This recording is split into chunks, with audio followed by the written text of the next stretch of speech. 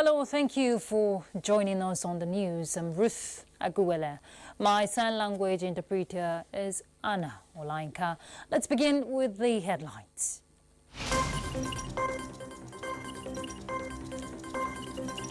Christians in Nigeria join the world in marking Ash Wednesday to commence Lenten season.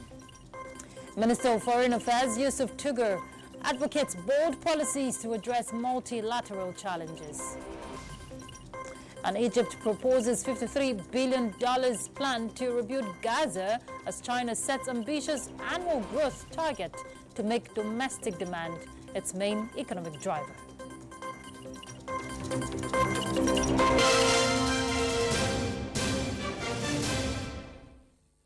Minister of Foreign Affairs Yusuf Tugar is advocating bold policies to address multilateral challenges that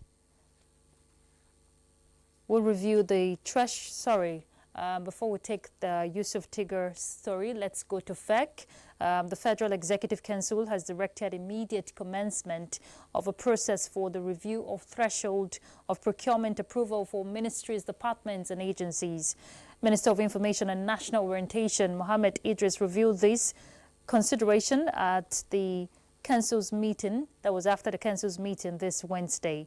State House correspondent Musbahu Dan Wahab will bring us much details subsequently. And now back to the story I was reading earlier. Minister of Foreign Affairs Yusuf Tugar is advocating bold policies to address multilateral challenges that will enhance global stability and economic prosperity. Yusuf Tugar stated this while discussing Niger's foreign policy priorities and global aspirations at Chatham House in London during a working visit aimed at strengthening diplomatic cooperation between Nigeria and the United Kingdom across key sectors. Let's hear from Garba Natala. While discussing with UK government officials, Yusuf Tugar highlighted Nigeria's commitment to fostering strategic global partnerships to drive economic growth, innovation and sustainable development as the foreign minister continues to champion President Tinubu's 4D foreign policy trust. We know the playing field is not level, and we know the limits of partnership. Every country puts their interests first. Yusuf Tugar noted areas of collaboration focusing on enhancing security to counter extremism and instability in West Africa through intelligence sharing, supporting Nigeria's economic growth and job creation through investments and trade, as well as strengthening academic partnerships to promote education, research, and technology exchange with institutions in the United Kingdom. Again, he emphasized Nigeria's desire to play a more prominent role in global governance, including its bid for a permanent seat on the UN Security Council. In all, the minister's efforts demonstrate Nigeria's proactive approach to international engagements, aiming to promote Nigeria's national interest and contribute to global stability and prosperity. President Bola Ahmed Tinubu has approved the appointment of 2 new permanent secretaries in the Federal Civil Service to fill existing vacancies. In a statement signed by the Director, Information and Public Relations Office of the Head of the Civil Service of the Federation, the newly appointed officials are Adeladon Rafiu Olarinre and Mukhtar Yawale Mohammed, representing Oyo State and the Northwest Geopolitical Zone, respectively. The appointments follow the rigorous and transparent selection process in line with the administration's commitment to meritocracy, excellence and competence in the civil service. The new permanent secretaries were urged to bring in wealth of experience and expertise to their roles, which will further strengthen the delivery of public service and support the government's development agenda. Congratulating the newly appointed permanent secretaries, the head of the Civil Service of the Federation, Didi Esther Wilson-Jack, commended President Tinubu for his unwavering commitment to entrenching the principles of transparency, meritocracy and professionalism in the civil service. She emphasized that these appointments reflect the administration's dedication to fostering a competent and result-oriented public service that meets the needs of Nigerians. President Bola Tinubu has also approved the appointment of Temitola Adekunle Johnson as Special Advisor to the President on Job Creation and MSME, Office of the Vice President, and Mrs. Uju Anwuka as Senior Special Assistant to the President on Public Health, Office of the Vice President. In a statement by the Senior Special Assistant to the President on Media and Communications, he said the appointments are in continuation of efforts to actualize the renewed hope agenda of the Tinubu administration, especially in the respective sectors.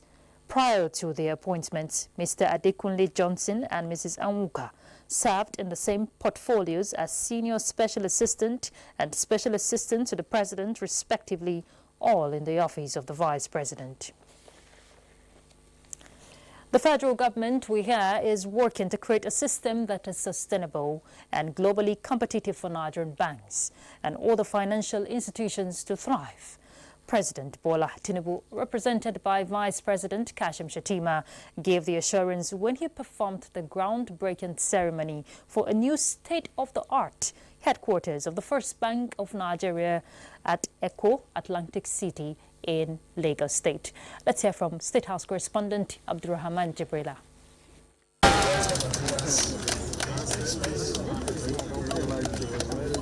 Vice President Kashim Shettima is the special guest at the groundbreaking ceremony.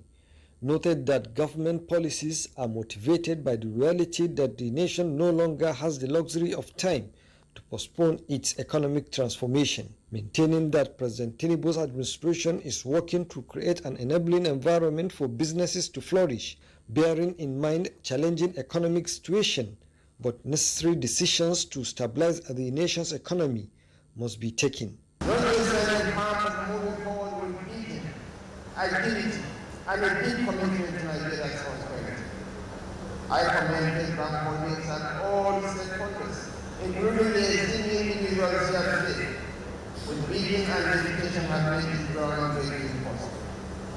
We are not just starting a new day, but we are beginning a future, where Nigeria leads, prospers, and inspires. And so it is no longer surprising that Lagos and First Bank continue to share in that long, over 13 decades of history, of culture, of belief, of sheer size and vision.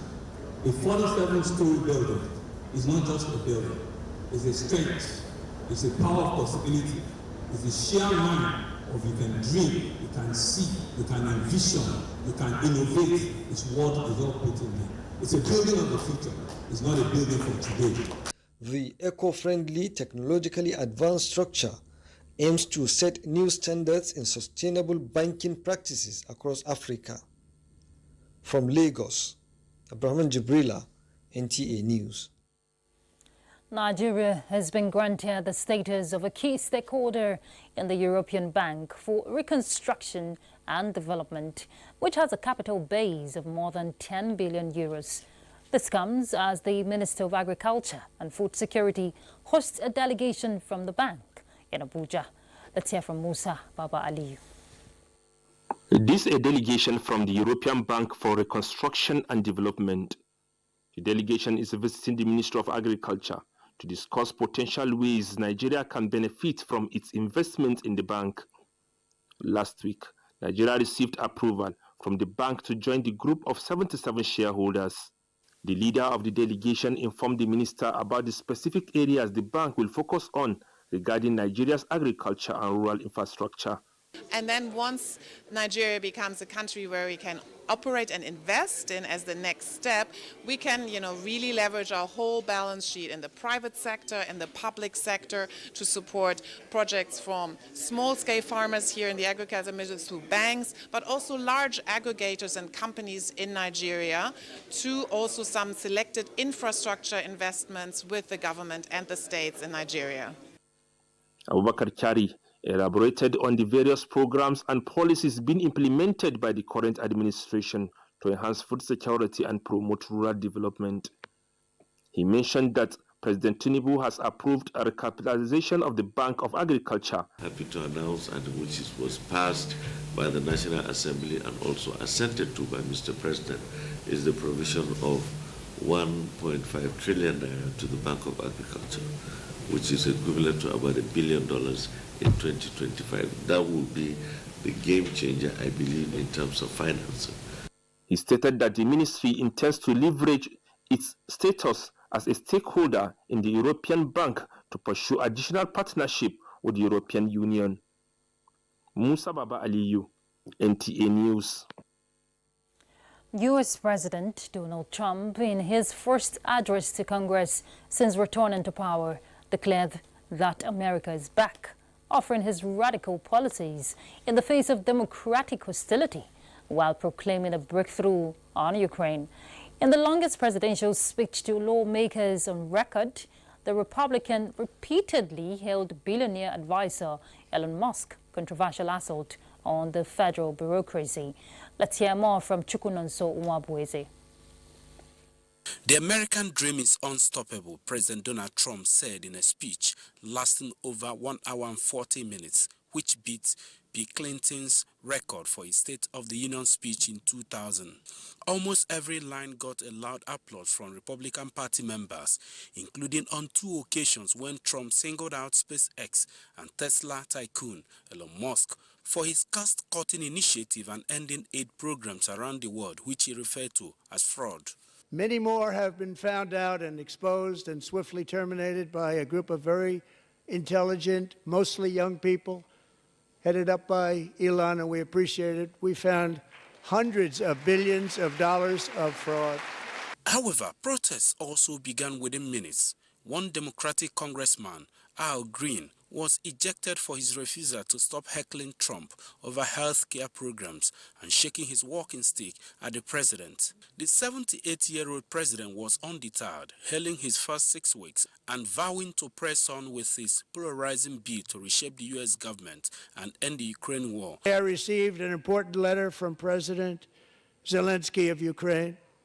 The letter reads, "Ukraine is ready to come to the negotiating table as soon as possible to bring lasting peace closer. Nobody wants peace more than the Ukrainians," he said. On the domestic front, Trump said there will be tax cuts for everybody with a promise to balance the federal budget.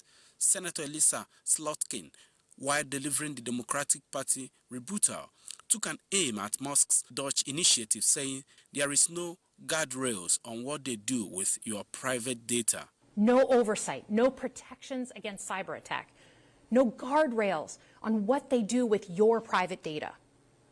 We need a more efficient government. You want to cut waste? I'll help you do it.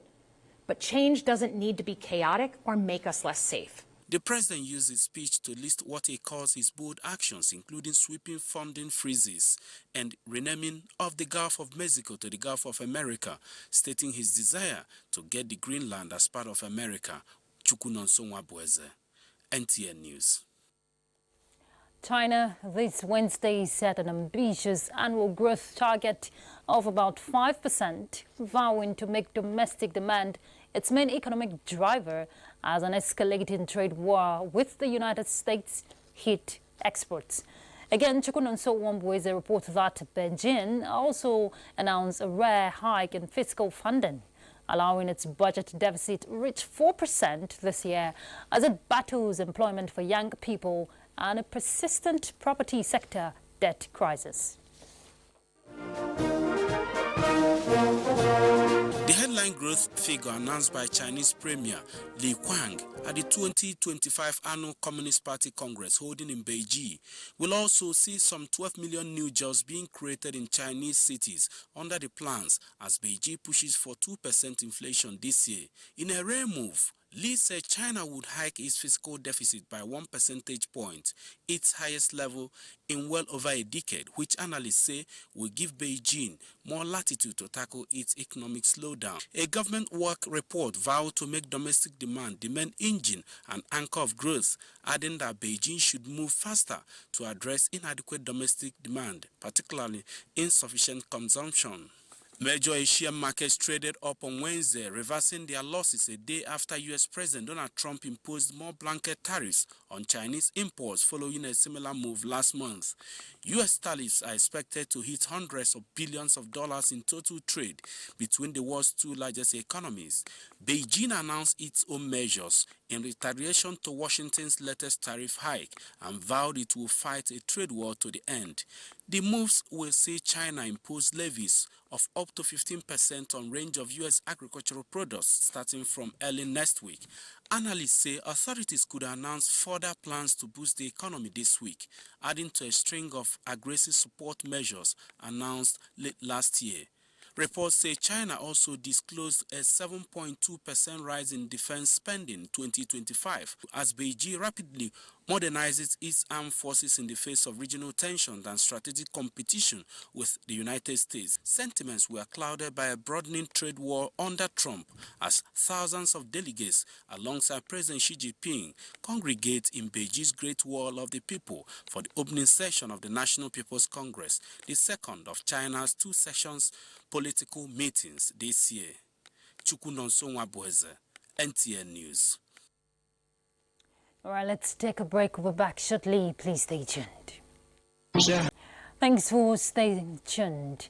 Nigeria is taking a significant step towards consolidating the fight against climate change through channeling of resources that impact on climate mitigation and adaptation projects. National Council on Climate Change Secretariat, in realizing this goal, convened a stakeholders engagement in Abuja to discuss the protocol and operational framework of a climate change fund for Nigeria. Charles Alpha reports. A climate change fund is a financial mechanism designed to provide resources to support mitigation and adaptation efforts of a country to address impacts of extreme weather. This involves reducing greenhouse gas emissions by investing in renewable energy projects, building flood defenses, develop drought-resistant crops while helping communities and countries to become more resilient. The Nigerian Climate Change Act of 2021 provides for the establishment of this fund, but before it can be used to galvanize investment, there is need for a standard protocol and operational framework. This is why the National Council on Climate Change Secretariat has gathered here these stakeholders from across the state in a two-day hybrid engagement on Climate Change Fund. You cannot operationalize something in the air. You must have an architecture, a structure. Where is it going to be domiciled? Use of proceeds, etc., etc. And that's why you're here. This is a crucial step in this direction, and Rwanda is proud to stand with Nigeria on this journey. Nigeria, like any other nation, is vulnerable to the effects of climate change. But while players here continue to brainstorm on the appropriate framework that addresses these impacts, one thing remains. The Climate Change Fund can help Nigeria implement adaptation measures to protect its communities and infrastructure from the impact of global warming. Charles Alpha, NTA News. Christians today join the world to mark Ash Wednesday to begin the Lenten season, which leads to Easter. It is a time of spiritual preparation, reflection, and renewal. Omenka Amarachuku reports. Ashes, which will be put on our heads in penitence. Ash Wednesday marks the beginning of the journey towards Easter, which celebrates the resurrection of Jesus Christ. The 40-day Lenten season is a time of preparation, allowing Christians to focus on their faith and spiritual growth. The ashes used on the forehead are palm branches of the previous year, Palm Sunday, representing the ashes of repentance, reminding us of our mortality and the need for spiritual renewal.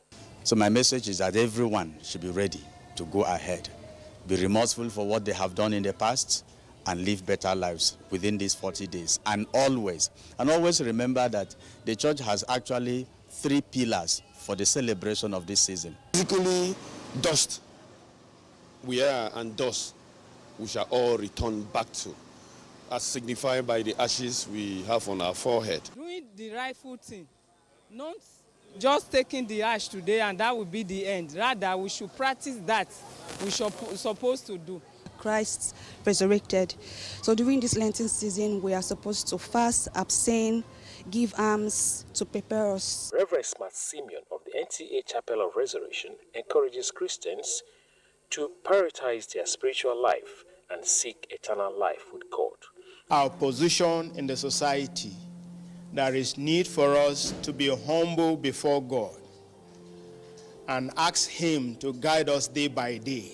Overall, Ash Wednesday is a significant day in the Christian calendar, marking the beginning of a journey towards spiritual growth, renewal, and preparation for the celebration of Earth. In Abuja, Umeka Marchku, NTA News. And Nigeria's First Lady Oluremi Tinubu has urged Christians to draw closer to Christ, show kindness, and deepen their commitment to serve others. This was contained in her message marking the commencement of the Lenten season, describing the Lenten season as a time of repentance, supplication, prayers, and good deeds. The First Lady urges them to work together in the light of Christ, with a heart filled with hope and compassion for all.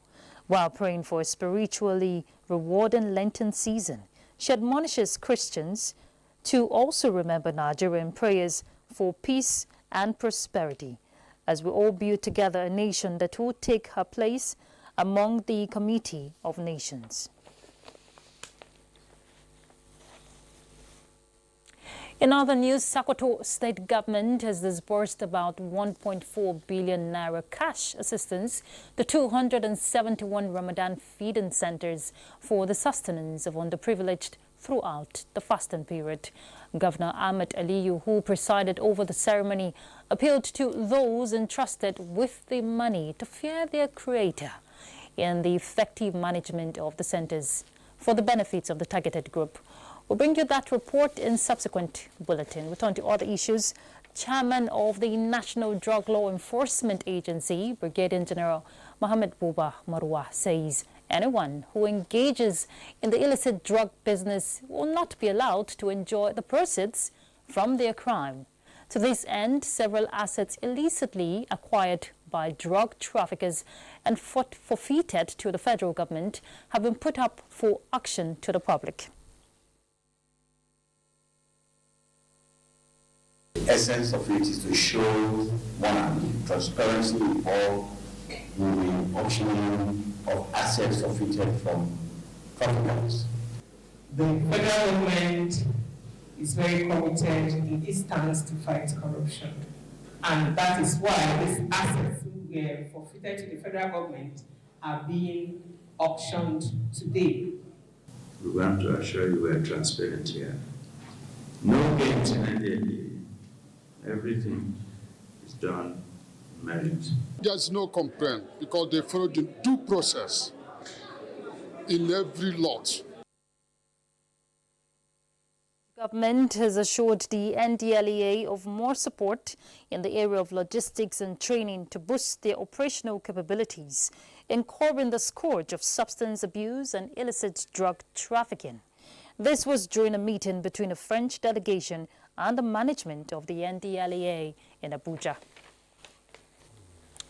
Investigative journalism remains crucial in holding leaders accountable and also in promoting social change. This was brought to light at the first international conference on trends in investigative journalism in northern Nigeria, organized by the Mass Communication Department of the Northeastern University, Gombe. Baugum Samari reports. The conference brought together experts from across the globe to share insight and strategies for effective practice as investigative journalists.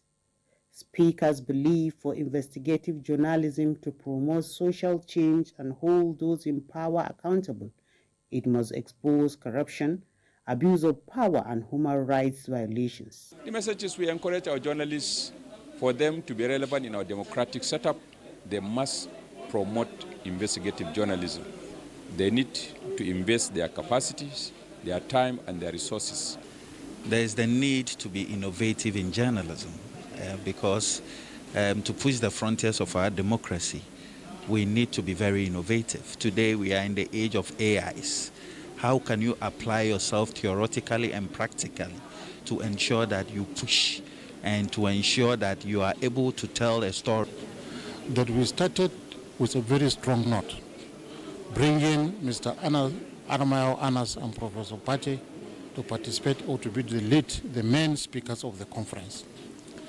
These are veteran journalists, people of very high caliber. The conference also featured panel of discussion on personal experience by experts as they dwell on various aspects of investigative journalism.